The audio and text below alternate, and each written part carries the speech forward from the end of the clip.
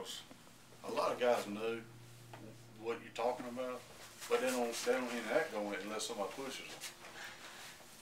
Hey, it's Tony Bass here. I'm sitting here with Buddy Brickhouse, and we're going to spend a few moments together. Buddy came down today to our office here at Super Lawn Trucks, and he and I were in a conversation that I thought was really useful, particularly for business owners in the landscape industry.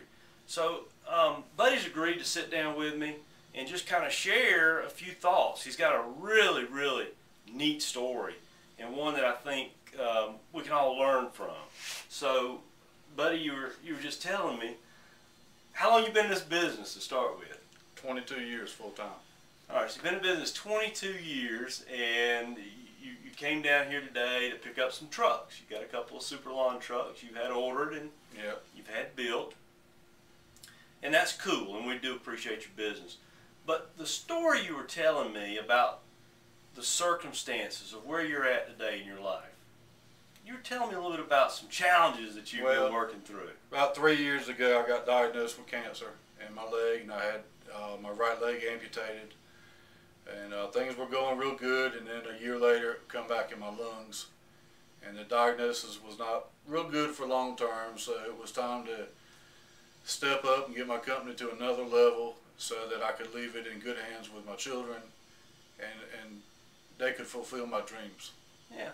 Well, you were telling me about all this this surgery you've been through and the medical treatments that you've been through, and I was telling you how I'm thinking, wow, you know, for a guy to have to endure the surgery and endure the physical challenges, well, that's one part of it. There's some real significant financial challenges. It's a lot of financials, and you know, you really need to think about your future and your children and have good insurances in place. You know, everybody wants to skip the insurance, but I think it's something that's very important as a business owner and you know, anybody with a family. And let me ask you this, buddy.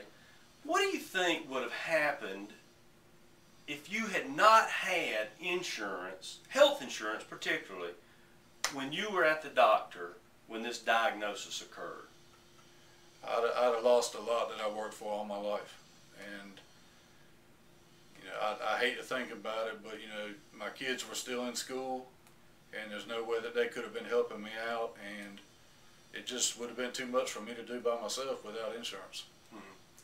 So the reason I asked you to sit down and let's kind of talk about this for a moment is that it wasn't too long ago that I had a friend of mine, a landscape contractor for many years here in Georgia, who encountered this exact same circumstance. He got ill, and he went into the doctor, and he came out with a diagnosis that was serious. It was cancer. He had cancer in his lungs, and I weep for his circumstance and for anyone who's going through that. But at the same time, I want to go, it takes a business owner to have a successful company in order to meet the needs, the financial needs that you're meeting today. So you had to make some decisions about number one, you're not doing all the work yourself. You've got a substantial company with employees, Yes. correct? Yes. We've got, you know, over 20 employees at most times, and full time, and they do the work, you know. And I did a lot of the planning early on, and thankfully everything was running really smooth when I was diagnosed. Yeah.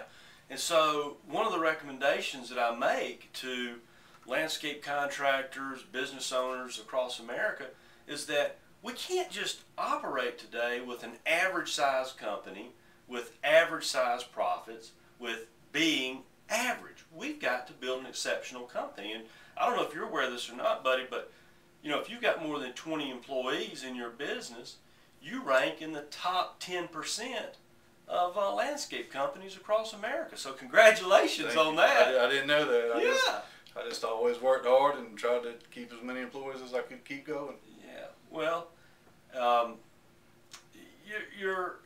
you're dealing with this treatment now. You're still going through treatment. Yes, every 3 to 4 weeks.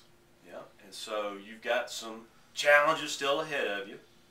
Yeah, it takes me, you know, out of circulation for a week and a half to 2 weeks, you know, every time. So I mean, I'm only feeling good about a week and a half a month is that I actually feel good. But it's working right now. We've had some good reports, so we're just praying everything keeps going. Yeah.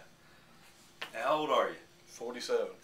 All right, so I thought I was invincible until I got diagnosed. Okay.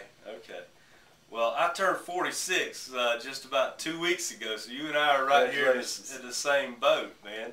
And how many children you have? 2 children, 22 and 18. Okay.